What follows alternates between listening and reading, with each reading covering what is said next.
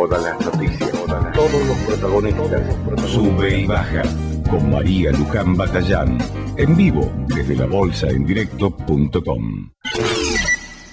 18:48 y bueno, en alguna oportunidad estuvimos hablando con uno de los hombres que encarna el observatorio, la fundación del Observatorio PYME en la República Argentina. Nosotros hemos hablado con él, bueno, nos prometió en alguna oportunidad que iba a hacerse presente aquí en la radio de La Bolsa y ha cumplido. Y es Vicente Donato, que es el director de la Fundación Observatorio PYME. Vicente, un placer tenerte con nosotros. Muchas gracias. Gracias por venir. Para mí, gracias por la invitación y estoy contento. No es que conozco muchas radios. Bueno, esta es la de La Bolsa, atrás ves que está el recinto, ahora ya está vacío porque ya terminaron las operaciones, hoy tuvimos un día de baja, pero bueno, esto es como el programa, sube y baja, como lo llamamos a nuestro programa, en fin. Y estamos, por supuesto, acompañados de nuestro especialista en lo que tiene que ver con pymes, que es el señor Pablo Iumato, que bueno, él pertenece al staff de acá del equipo nuestro. Buenas tardes a todos. Así que, Vicente, bueno, vos sos licenciado en Economía, sos egresado de la Universidad de Itela, con distintos posgrados y demás, y también la Universidad de Bologna. Yo no hablo italiano, eso se lo dejo para mi hijo, que habla bien, y justamente es donde está el observatorio de la Fundación. Y me gustaría que nos contaras a Pablo y a mí, cómo están trabajando ustedes y cómo se creó esto, para empezar desde el principio. Bueno, este proyecto es un proyecto que hace muchos años acordaron el ingeniero Roberto Roca y el rector de la Universidad de Bologna. Esto es, estamos hablando de mediados de los años 90, cuando el ingeniero Roca quería introducir a la Argentina algunas ideas sobre el desarrollo industrial, no basado solo en las grandes empresas, sino en las empresas más chicas, a pesar de que era el presidente de una gran compañía como Techin, pero la idea era, bueno, Argentina, las grandes empresas no pueden generar todo el trabajo que Argentina necesita para crear una sociedad integrada y sin marginalidad. Entonces las grandes empresas no eran suficientes como creadores de trabajo, había que estimular a este sector de las pequeñas y medianas empresas. Para eso yo había terminado el doctorado en la universidad y ya había ganado el concurso de investigador en la universidad, estaba en Italia, sí, pero soy argentino y ya había tenido una beca de la Fundación Roca para terminar mi doctorado, y habló con el rector para ver si la Universidad de Bologna podía ayudarle a desarrollar un proyecto en Argentina para estimular el crecimiento de las empresas pequeñas y medianas. Y ahí lo que se decidió es que, bueno, ¿qué sabemos de estas empresas? La primera pregunta que se hace a alguien que quiere intervenir, ¿qué sabemos? Y la verdad, sabemos poco. ¿Sabemos cuántas son? No. ¿Sabemos cuáles son los principales problemas? No del todo, no tan claramente. Bueno, entonces lo primero que tenemos que hacer es empezar a estudiar, a monitorear permanentemente este gran sector, que es la mitad de la economía del país. Ahora lo sabemos con mayor certeza que antes y sabemos muchas más cosas, 15 años después de las que sabíamos, y para promover la construcción de estos datos y de entender mejor el sector, se inició con un proyecto que después se terminó antes de fallecer el ingeniero Roca, para dejarlo esto instituido, se construyó una fundación. Esta fundación está fundada, la Fundación del Observatorio PYME, por la Universidad de Bologna, que por estatuto tiene la dirección científica de la fundación, por la Unión Industrial Argentina, que era donde el ingeniero Roca estaba en aquellos años promoviendo que en la Unión Industrial Argentina hagan un poco menos de macro y más de industria, y por la misma Fundación Roca, que es la que, digamos, apalanca de larguísimo plazo esto, a pesar de que la fundación tiene también otros ingresos.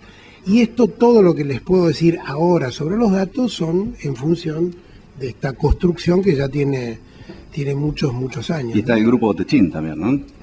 Esto no es el Grupo Techín, esto es la Fundación Observatorio PYME, es un sujeto jurídico autónomo, independiente y que construido y vigilado, si querés, científicamente de parte de la Universidad de Bolonia, que tiene 1000 años. No es que es una universidad que, digamos, va a decir cosas que no son, ¿no? Entonces, hay un apalancamiento de largo plazo del grupo de la familia Roca.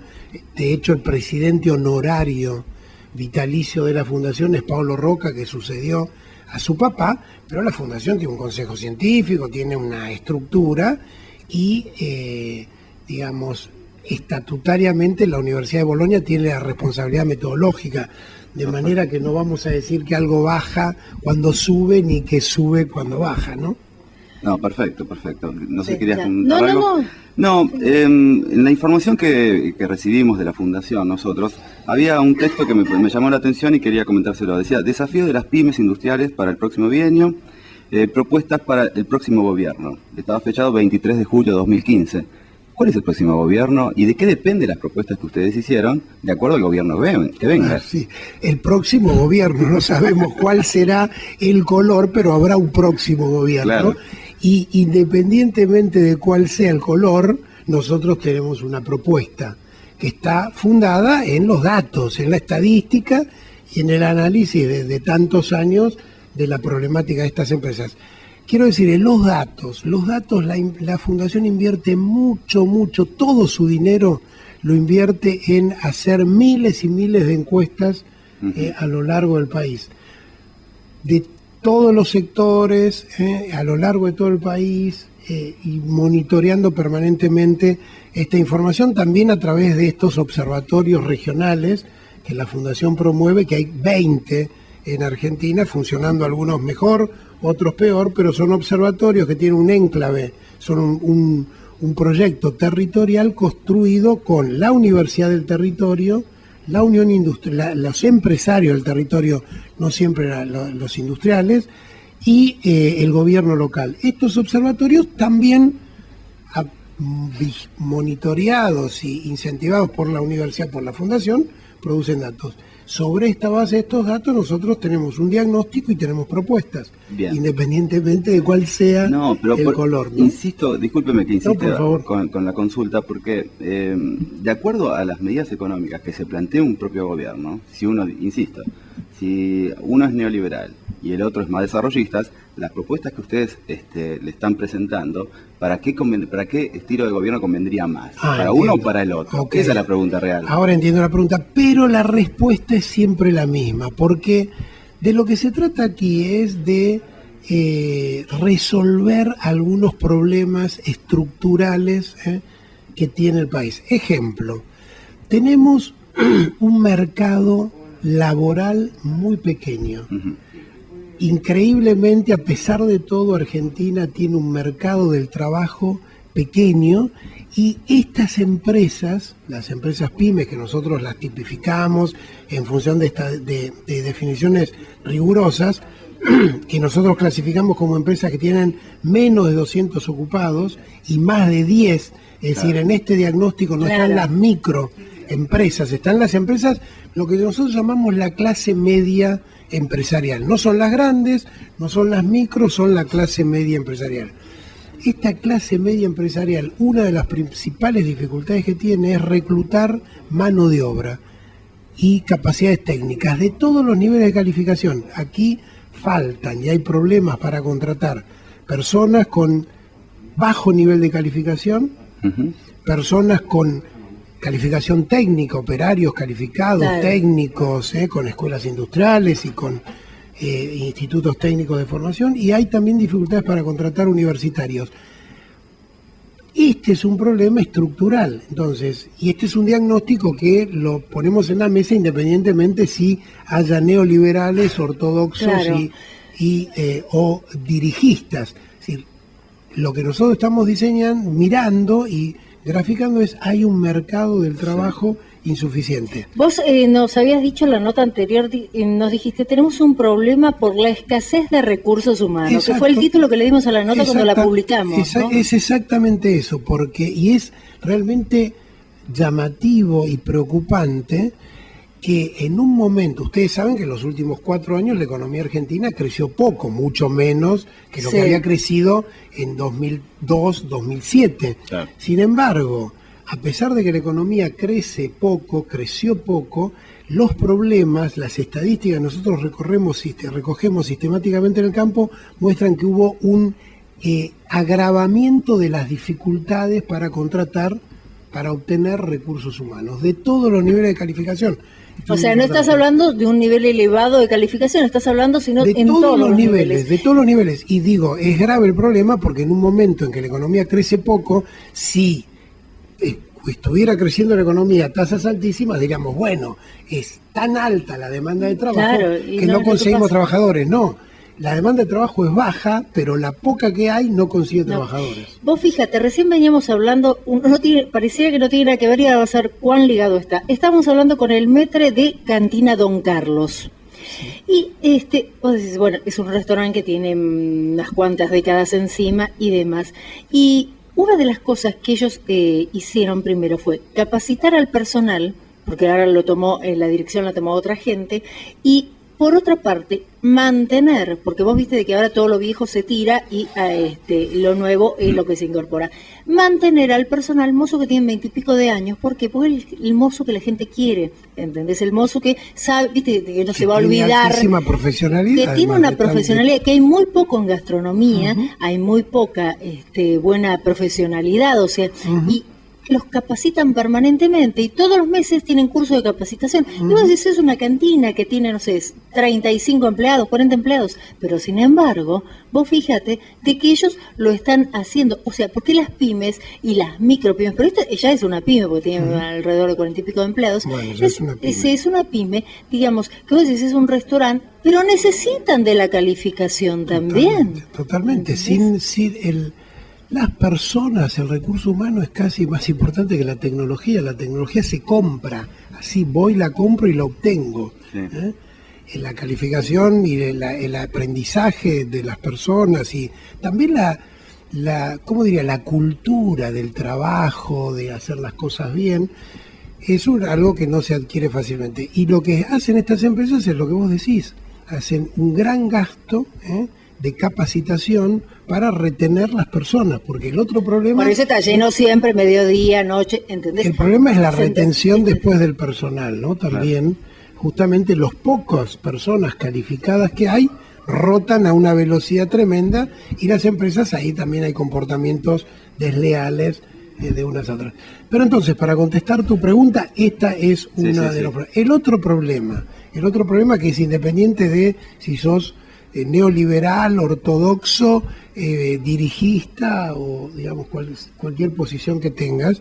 El otro problema es que estas empresas, uno de los problemas principales que enfrentan es la insuficiencia de financiamiento, y acá estamos en la bolsa, la insuficiencia de financiamiento para las inversiones.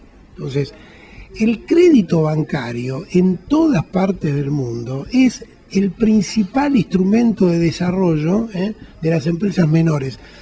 El mercado de capital, como es la bolsa de capitales, para las pymes es importante, pero en ninguna parte del mundo determina las inversiones, porque los que acceden al mercado de capitales son muy pocos. Digo, uno quiere comprar una obligación de Toyota, no de González SRL, ¿verdad? Pero vos sabés que hay un error en eso. Pero déjame que te complete la idea porque voy a eso. Digo, aquí hay un gran esfuerzo de parte de la bolsa con el mercado, justamente, los cheques diferidos, el intercambio. Pero eso es también, a pesar de que es importante, son 6.000 millones, creo, me corregirás vos, que tenés más mejor ese dato, son 6.000 millones de pesos anuales aproximadamente, es una gota en el océano, en lo que hace falta, y además también es de corto plazo, eso es a un año, 180 días. Entonces, aquí lo que estamos hablando es de financiamientos un poco más importantes. Entonces, ese también, la insuficiencia del financiamiento. ¿Y por qué hay insuficiencia de financiamiento? Porque los argentinos no ahorran en pesos. La gente no lleva su dinero a depositar al banco, y el banco, por supuesto, tiene poco dinero para prestar. Entonces lo presta, por supuesto, al mejor postor, obviamente. Entonces, imagínense, tenemos un sistema financiero que pesa el 15% del producto, el 16, el 17. Eso es realmente totalmente insignificante para el nivel de producto que tiene Argentina. Países como Brasil están en el 60, países como Chile están en el 90, países como Italia están en el 130. Entonces, ¿cómo puede competir bien una empresa pyme, que son, como decimos nosotros, héroes que contra viento y marea están desarrollándose, cuando tiene un problema en el mercado del trabajo y tiene un problema en el mercado del financiamiento de la inversión productiva? Hay muchos temas que trascienden los colores políticos. Esa es un poco la estamos idea, de acuerdo, ¿no? Estamos de acuerdo. Una de las preguntas que me fueron surgiendo mientras lo escuchaba era, por un lado, contarle una anécdota. Un chico que estaba estudiando industrial en la década del 90, un profesor le dice, en algún momento cuando estaban haciéndole preguntas acerca de lo que podían hacer, el profesor mismo le decía, muchachos, no tiene sentido que estudien acá, estudien otra cosa porque la Argentina no va a seguir produciendo, era lo que se veía en ese momento. La pregunta anterior tenía que ver un poco con eso, porque si vamos a preparar profesionales, si vamos a desarrollar toda una política tecnológica, científica, en donde los colegios industriales funcionen, en donde haya una capacitación intensiva en todas las empresas, tiene que haber empresas industriales para que la gente pueda trabajar en esas empresas. Con lo cual, insisto con la pregunta anterior porque me parece que era muy importante. Si vamos a tener un gobierno que no va a incentivar la industria, nunca va a haber gente capacitada para estudiar. Entonces ahí me parece que por eso era la pregunta inicial, ¿cuáles son las propuestas reales? Pero fíjate, incentivar la industria. A ver, defender la moneda, defender la construcción de una moneda nacional, para que la gente ahorre en moneda nacional y deposite su dinero en el banco y considere la moneda como una reserva de valor. Sí. Considerando la moneda como una reserva de valor, la gente va a depositar su dinero para que el dinero pueda ser prestado. Van a ser ahorristas, y del otro lado van a estar los inversores. Defender la moneda y construir la moneda nacional, ¿no? Es de derecha, es de izquierda, es progresista, es ortodoxo. Es decir, nacionalismo casi sería. Digamos, el buen llamado nacionalismo. Y el segundo round.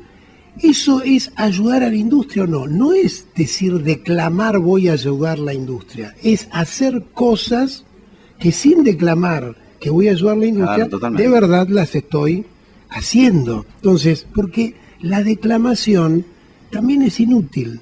Hemos visto tanta declamación sobre las pymes, pero en definitiva hay que resolver el problema del mercado del trabajo, hay que resolver el problema del financiamiento, hay que resolver el problema del incentivo tributario para que las empresas que tienen bastante... Y sin decir que eso es defender la industria, eso es defender el país. Exacto, sí, estamos de acuerdo. Entonces, ahí la pregunta y este señor no habla de defender la industria, pero habla de defender la moneda.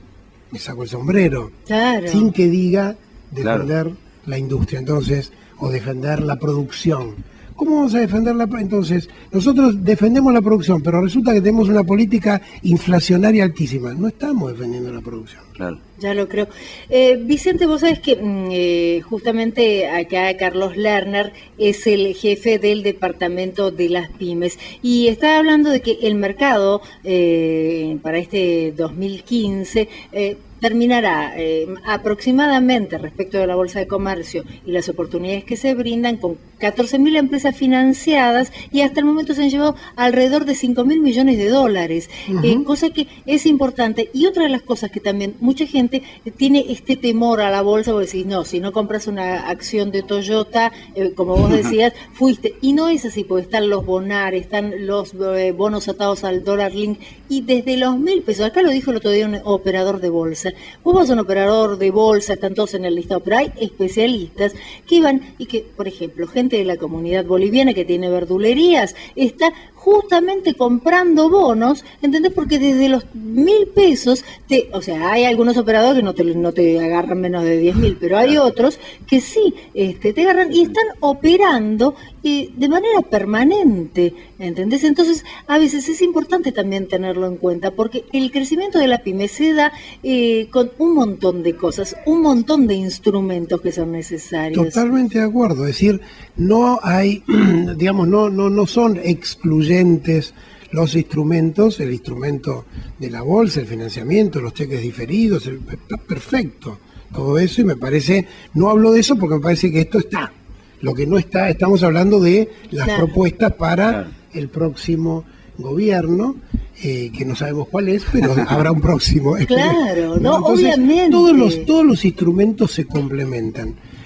Ahora, lo que quiero decir es que sin los instrumentos, sin la resolución de los problemas de base, Estamos de acuerdo, estructurales, llamémosle así, todo lo demás son variaciones en el margen, pero los problemas estructurales hay que encararlos con mucha decisión. Una pregunta concreta, ¿es muy difícil hoy instalar una pyme, tener una pyme? ¿Qué es lo que tengo que hacer? ¿Cuáles serían los pasos a seguir? Bueno, en eso nosotros justamente no es que nos especializamos en asesorar a las empresas, somos una fundación de investigación, te diría más agregada, más sectorial, más macroeconómica. Sé, por lo que nos cuentan los empresarios, que es bastante complejo, bastante difícil, que todo lo que puede hacer regular, ¿no? Desregular, o no sé si la palabra regular es correcta, pero de alguna manera hacer más amigable la regulación para la creación de empresas, por supuesto, es muy importante. Ahora no te podría decir cuáles son las cosas que hay que hacer en ese sentido, porque son temas que la Fundación no estudia en detalle, estudia más las cosas que te estoy que ya están hechas, digamos, sí. A partir de ahí. Justamente, ¿no? Para las pymes, vos a veces pensás una aplicación o una app de una pyme, no es imposible. No, creo que uno de los grandes desafíos de las empresas es la permanente modernización, ¿no? De manera la permanente profesionalización de la gestión.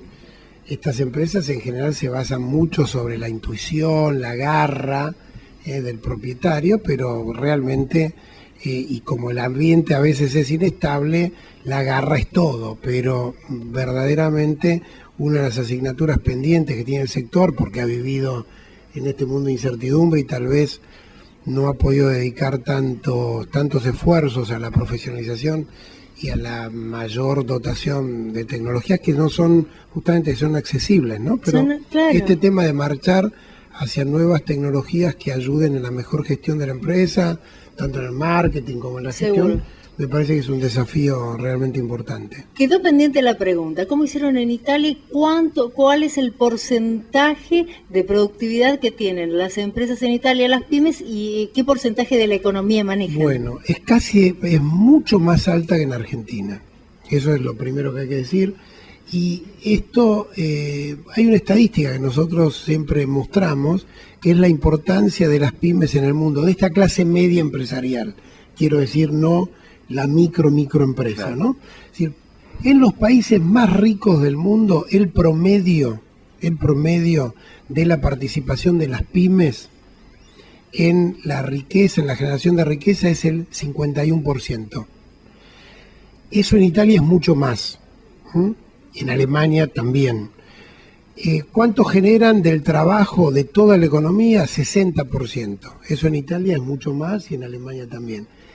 En los países menos desarrollados eso es muy bajo. Es contraintuitivo, ¿no? Uno pensaría que las pymes en los países menos desarrollados generan más riqueza. Todo lo contrario. 20% de generación de riqueza en los países menos desarrollados, 20% de trabajo. ¿Cuánto es en Argentina? 40%.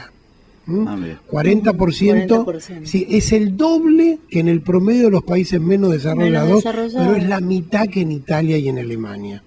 Que es el 80%. Que es el 80%. Ahora, entonces tenemos que ir, si en la medida que el país se desarrolle, va a haber más clase media empresarial, porque cuando el país se desarrolla, la economía empieza a tener una demanda diferenciada de productos. Y la demanda diferenciada de productos la pueden atender solo estas pequeñas empresas que sean súper especializadas en una producción y en otra. No son las grandes empresas las que satisfacen esto. Italia entendió eso y tuvo una política de apoyo muy, muy coherente durante muchos, muchos años. Tan coherente que, de alguna manera, el problema italiano hoy es toda la economía está basada sobre las pymes. ¿Qué pasa con las grandes? Tiene un problema inverso, claro, al que tenemos nosotros totalmente inverso. Es decir, es una economía dinámica, que genera trabajo y competencias técnicas, pero tiene un problema de desequilibrio en la participación de las grandes, que es poco. Vos sabés que ayer estaba leyendo un artículo que salió... Perdón, para completar la idea, que la gente entienda bien, distinto es el caso alemán, donde la cosa es mucho más equilibrada. Claro. Leí una nota de Stefano Samagni, que es un catedrático de la Universidad de Bolonia, y bueno, hablaba de la nueva esclavitud, que de las personas que no están incluidas, y se refería a un tema que a mí me llamó mucho la atención y que te quería preguntar, más allá de la cercanía, ¿por qué desde África, más que de Asia, vislumbran más un futuro los migrantes en Italia y no en Alemania, como lo está haciendo la gente de Asia? Bueno, Stefano Samagni es un gran profesor nuestro, es un gran colega del cual nos divertimos muchísimo leyendo sus cosas, porque es además... Me encantó la nota. Un gran comunicador, es además de un científico, un gran comunicador.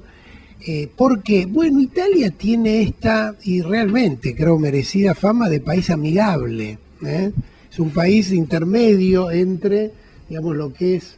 y esto en parte puede ser también un mito, pero digamos los mitos a veces generan actitudes e ideas. Sí, claro. Entonces la gente, la cultura italiana es una cultura, y creo que es a lo que se debe referir Stefano Samagni, es una cultura, él habla siempre de economía civil, ¿no? No sé si aquí es esto justamente... Sí, en algún momento que menciona que él tiene esta idea y me parece... Igual hablaba más que nada de la explotación y el tema de la trata y demás, pero hablaba de esta cosa del migrar hacia Italia, ¿no? Exacto, entonces un poco la idea de Italia, país amigable, país acogedor, país que en algún sentido tiene esta cultura social, es una idea que muchos, digamos, además África está bastante cerca, cruzando un barquito, estamos ahí, de manera que creo que por ahí viene esta idea de la digamos, de un país más amigable, ¿no?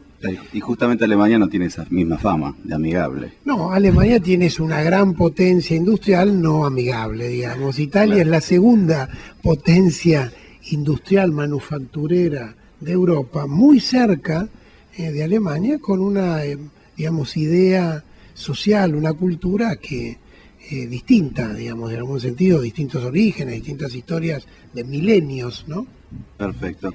¿Cómo han hecho los italianos? Creo que la respuesta es una política coherente con respecto al mercado del trabajo. Ustedes saben que los italianos por muchos años, ahora se está discutiendo, pero durante muchísimos años han promovido lo que se llama la empresa artesanal. El artesano, el hombre que participa directamente en el proceso productivo de su empresa, ese señor tiene unos grandes beneficios para contratación de personal, un mercado del trabajo ahí mucho más flexible, mucho más flexible en la contratación, mucho más flexible en la desvinculación, pensando en esto que todos sabemos, que en las pequeñas empresas la cercanía entre el empleado y el empleador es muy grande.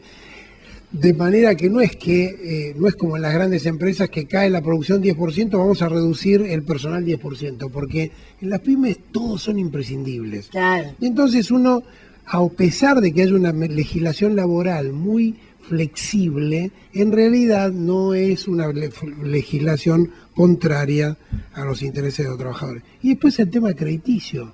Las pymes italianas han tenido crédito abundante abundante para equipararse, Es increíble como para equiparse, perdón, durante muchos años. Y eso es una política que duró coherentemente 50, 60 años. No es un año. Sí, no, ni no dos, movimientos ni espasmódicos tres. como Eso, hacen acá a veces exacto, y demás. Es una política que a partir de la Segunda Guerra Mundial empezaron ellos. Yo me acuerdo de la Exacto. cuenca del Ruhr de Alemania, en donde ponían las fábricas, escuelas técnicas al lado para que directamente la gente que trabajaba en las empresas o en las fábricas estudiaran también, pudieran estudiar y capacitarse. Esa es un poco la idea de la fundación, ayudar a comprender estas dinámicas. Para ir un poco cerrando, obviamente va a cerrar Luján, pero para ir un poco de mi parte, contanos un poco cuál es el panorama que ven hoy, o sea, cómo ven hoy ustedes las pymes argentinas, qué es lo que piensan para el 2016, 2017, cómo es la perspectiva en términos de económicos y de política para las pymes hoy por hoy, cómo las visualizan ustedes. Bueno, en principio hay una gran esperanza. Si nosotros vemos como una expectativa de que el cambio de gobierno, no importa si es de un color u otro, pero que el cambio de gobierno va a poner sobre la mesa algunos problemas que hoy no están. Uh-huh. Y entonces, en general, hay una expectativa positiva. Una esperanza de que los verdaderos problemas estructurales sean atendidos. No es que en estos años no pasó nada, pasaron cosas, pero Claro. estos son problemas de 30 años, de 40 años. Bueno, son problemas hoy el Wall Street igual- decía justamente que la salida de Cristina reaviva la esperanza en Argentina. Sí, eso es- Bueno, los cambios de gobierno siempre reavivan. Exactamente. No es peyorativo lo que estoy Exactamente. diciendo, Claro. sino, no, claro que... Pudo haber sonado así, pero Pudo no. haber sonado así, pero no, reaviva la esperanza porque los cambios reavivan la esperanza Se en todo. piensa que Claro, esto claro. va a ser una oportunidad para repensar algunas cuestiones. Desde el punto de vista de la coyuntura, en el segundo trimestre, hace 3 años, que estas empresas, clase media, industrial, ahí hay que este es un mundo muy heterogéneo de estas empresas. Entonces, tenemos las empresas de software y servicios informáticos que hace 4 años que crecen. Sí. Y tenemos las empresas manufactureras que hace 3 años que no crecen. Entonces, ahora, en este último trimestre, en el segundo trimestre del año, hubo como un despegue, un cambio de tendencia y estas empresas en promedio salieron de los 3 años de caída. El año pasado fue un año duro. Un año difícil. Un año difícil. A fin de año la recesión aminoró la virulencia. En el primer trimestre la cosa subió un poco y en el segundo pegó un buen salto. La pregunta es, ¿qué va a pasar?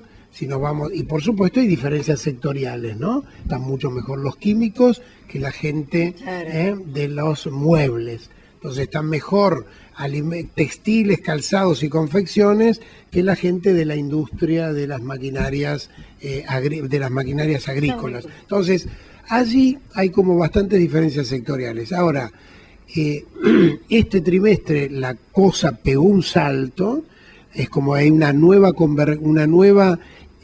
unidad, digamos, de comportamiento entre las de servicios y las de manufactureras, que en estos últimos años se estuvieron separando, y estamos viendo un poco cómo sigue. Probablemente haya una continuidad en el crecimiento no tan importante como el que hubo en este trimestre, porque todos estos instrumentos, ¿no? De ahora 12, digamos, el tema del endeudamiento y del crédito, a través de tarjeta de crédito, obviamente influye.